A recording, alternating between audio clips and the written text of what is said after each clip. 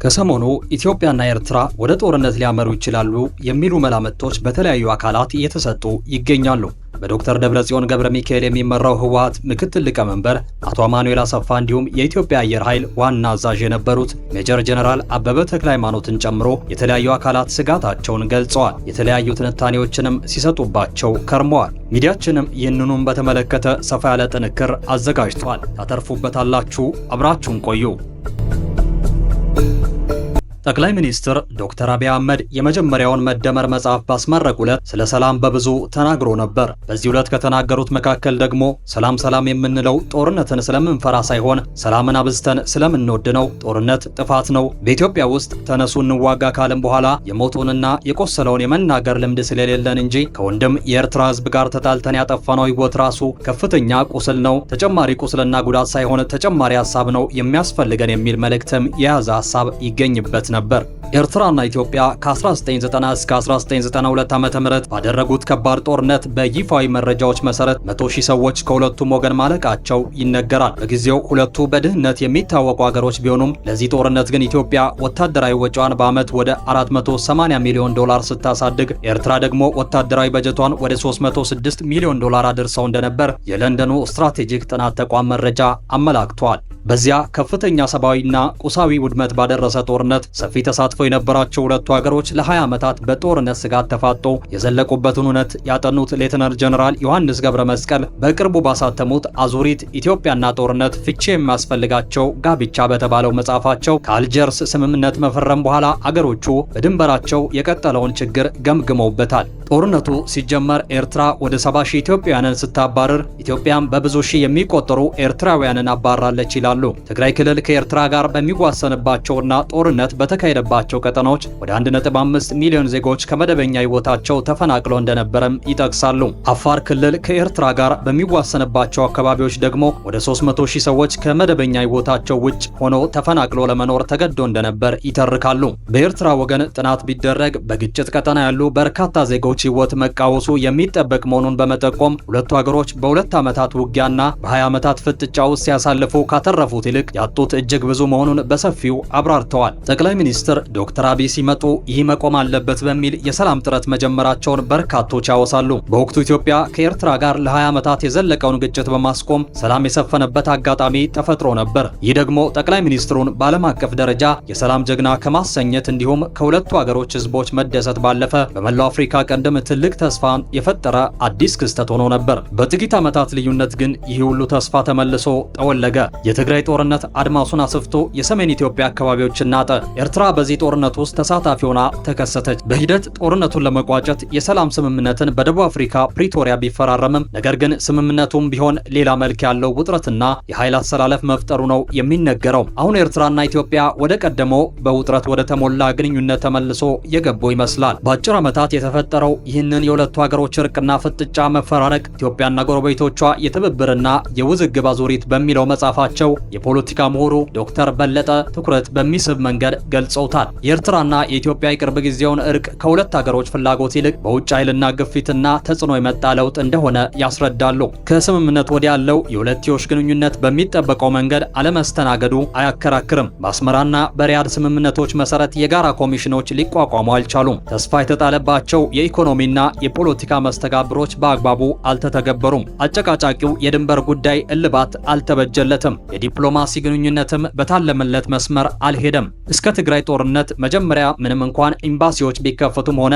አምባሳደሮች ቢሾሙም ከይስሙላ የዘለለ ፋይዳ አልነበራቸውም። የኢትዮጵያ አምባሳደሮችና ዲፕሎማቶች ወደ ምድብ ቦታቸው ጭምር መሄድ አልቻሉም። ከጦርነቱ መጀመር በኋላ ደግሞ ይህ ሁሉ ሙሉ በሙሉ ተቋረጠ። በስምምነቱ ወቅት ይታይ የነበረው የመሪዎች ቅርርብና ግንኙነትም መቀጠል አልቻለም። ከሁሉም በላይ ኤርትራ በኢትዮጵያ የውስጥ ጉዳይ ጣልቃ እንድትገባና በሰሜን ኢትዮጵያ ጦርነት እንድትሳተፍ መደረጉ የሚያስከትላቸው ውስብስብ ውጤቶች በቅጡ ሊጤኑ ይገባል በማለት ዶክተር በለጠ ከትበዋል። ጠቅላይ ሚኒስትር አብይ የኤርትራው ፕሬዝዳንት ኢሳያስ አፈወርቂ በተጋበዙበት የሚሊኒየም አዳራሽ መድረክ ላይ ባሰሙት ንግግር እኔና እሱ ስንደመር አሰብ ይሆናል የሚል በታዳሚያን ብዙ ያስጨበጨበ ንግግርም አሰምቶ እንደነበር አይዘነጋም። ባለፈው ዓመት የባህር በር ጉዳይን ዋና የመንግስታቸው አጀንዳ አድርጎ አብይ ካነሱ ወዲህ ደግሞ በኢትዮጵያና በኤርትራ መካከል ያለው መጠራጠርና ውጥረት የበለጠ መባባሱ ይነገራል። የባህር በር ጉዳይ በኢትዮጵያ መንግስት መነሳት ከጀመረበት ጊዜ ጀምሮ ኢትዮጵያ ከጎረቤቶቿ ጋር ያላት ግንኙነት መቀየር መጀመሩ በሰፊው ያነጋግራል። የኤርትራ ባለስልጣናትም ቢሆኑ ኢትዮጵያ አሰብን መከጀል ጀምራለች በሚል በፕሮፓጋንዳና በዲፕሎማሲ አጸፋ መስጠት ከጀመሩ ከራርመዋል። የሁለቱ ሀገሮች የግንኙነት መላላት አሁን ላይ የበለጠ ተባብሶ ደግሞ የጦርነት ስጋት መሆን የጀመረ ይመስላል። በተለይ በቅርቡ የቀድሞ የኢትዮጵያ ፕሬዝዳንት ዶክተር ሙላቱ ተሾመ በአልጀዚራ ላይ ኤርትራን የቀጠናው በጥባጭ ናት ብሎ ሌላ ዙር ግጭት በአካባቢው ከመቀስቀሱ በፊት ዓለም አቀፍ ማህበረሰቡ ያስታግሳት የሚል ሰፊ አተታ ማስነበባቸውን ተከትሎ በኤርትራና ኢትዮጵያ መካከል አዲስ ጦርነት እያንጃበበ ነው የሚል መላምት ጎልቶ መሰማቱን ቀጥሏል። የኤርትራ የማስታወቂያ ሚኒስትር የማነ ገብረ መስቀል ለዚህ ጽሑፍ ከሰጡት ፈጣን ምላሽ በተጨማሪ በተለያዩ አጋጣሚዎች የኤርትራ ባለስልጣናት ኢትዮጵያን ማውገዛቸውን ሲቀጥሉ ታይተዋል። ኤርትራ ደሃ ሀገር ናት። ቀጠናችን ካለበት ውስብስብ ጂኦፖለቲካዊ ኢንትረስት ወይም ደግሞ ፍላጎት አንጻር የኤርትራ መንግስት የራሱን ህዝብ ሳይሆን የሌሎች ኃይሎች ፍላጎት የሚያስፈጽም መንግስት ነው። ይህ መንግስት እስካለ ድረስ ደግሞ የአካባቢያችን ችግር የሚቀጥል ነው የሚሆነው። ኢትዮጵያ የባህር በር ቢኖራት አይጎዱም። ኢትዮጵያ የባህር በር ኖሯት በሰላምና በጉርብትና ብንኖር የሚጠቀሙበት ብዙ ነው። እንቁላልና ዶሮ ወይም ጤፍ መለዋወጥ ብቻ አይደለም ነገሩ፣ የሰጥቶ መቀበል ነው ጉዳዩ። ከነሱ የባህር በር እንደምንፈልገው ሁሉ እኛም መስጠት የምንችለው ብዙ የተፈጥሮ ጸጋ አለ። ኤርትራውያን በዚህ አይጎዱም፣ ይጠቀማሉ እንጂ። ይህ እውነት እንዳይፈጠር የሚፈልጉ ብዙ ኃይሎች አሉ። አሁን ካለንበት ችግር በጋራ ልንወጣ ይገባል፣ በጋራ ልንለማ ይገባል በሚል ነው እኔ የባህር በር ከኤርትራ በማግኘት በልዋጩ አብሮ ማደግን የደገፍኩት የሚል ይዘት ያለው የአቶ ስዬ አብርሃ ንግግር ከሰሞኑ በማህበራዊ መገናኛ ገጾች በሰፊው ሲሰራጭ ነበር። የቀድሞ የህወሓት ታጋይ ስዬ አብርሃ በ1990ዎቹ የኢትዮ ኤርትራ ጦርነት ወቅት የኢትዮጵያን ታሪካዊ የባህር በር የሆነውን አሰብ ወደብን ማስመለስ አለብን የሚል አቋም ካንጸባረቁ አመራሮች ጋር ስማቸው የሚጠቀስ ሲሆን በዚህ አቋማቸውን በወቅቱ ከነበረው የህወሓት ከፍተኛ አመራር ቡድን ጋር ተጋጅቶ ከቡድኑ እንዲወጡ ከተደረጉ ሰዎች መካከል አንዱ ስለመሆናቸው ብዙ ሲነገር ቆይቷል። ከረጅም ጊዜ በኋላ ተቆፍሮ ከወጡ የቀድሞ ባለስልጣናት ንግግሮች በተጨማሪ አሰብ የኢትዮጵያ የባህር በር ፍላጎት ማሳኪያ መንገድ ይሆናል የሚለውን ጉዳይ ከግራም ከቀኝም የሚያራግቡ የማህበራዊ ሚዲያ መልእክቶች በሰፊው በበረከቱበት በዚህ ወቅት ኤርትራና ኢትዮጵያ ለአሰብ ዳግም መፋለማቸው አይቀርም የሚለውን ግምት የበለጠ የሚያጠናክሩ ንግግሮች አሁን በአመራርነት ካሉ ሹማምንትም እየተደመጡ ናቸው። የአድዋ ድል 129ኛ ዓመት መታሰቢያ በዓል ሲከበር የጦር ኃይሎች ጠቅላይ ኤታማዦር ሹም ፊልድ ማርሻል ብርሃኑ ጁላ የጊዜ ጉዳይ እንጂ ኢትዮጵያ የቀይ ባህር ማህበረሰብ አባል መሆኗ የማይቀር ነው የሚል ንግግራቸው ኢትዮጵያ በአሰብ ላይ ያላት ፍላጎት የጠነከረ ነው የሚለውን ግምት የበለጠ አጠናክሮታል። አገራዊ ጥቅም ለማስከበር ነው እየተዘጋጀን ያለ ነው በማለት የተናገሩት ፊልድ ማርሻሉ የባህር በር ጥያቄ ጉዳይ ዓለም አቀፍ አጀንዳ እንዲሆን ማድረግ መቻሉን ነው የገለጹት። የመስኖና ቆላማ አካባቢ ሚኒስትሩ ዶክተር አብርሃም በላይ ከሰሞኑ በትግረኛ በሰጡት ቃለ መጠይቅም ቢሆን ቀጥተኛ በሆነ መንገድ ኤርትራን ወንጅለዋል። ኤርትራ ከትግራይ መሬት ለቃ አልወጣችም፣ የኤርትራ ሰራዊት ትግራይን እንደያዘ ነው። የትግራይ ባለስልጣናት የፌዴራል መንግስቱ የኢትዮጵያ ሉዓላዊነት እንዲጣስ አደረገ እያሉ ቢከሱም ቦታውን እነሱ እንዲቆጣጠሩት ሲፈቀድላቸው ግን አያደርጉትም። የፌዴራል መንግስት ኃይል ካስጠጋ ቦታውን የወረረው ኃይል በዚያ ቦታ አይቆይም። የኤርትራ ኃይል በያዘው ቦታ እቆያለሁ የሚል ከሆነም ልክ ለማስገባት የሚቸገር ኃይል የለንም በማለት ነበር ለኤርትራ ማስጠንቀቂያ ዘል መልእክት ያስተላለፉት።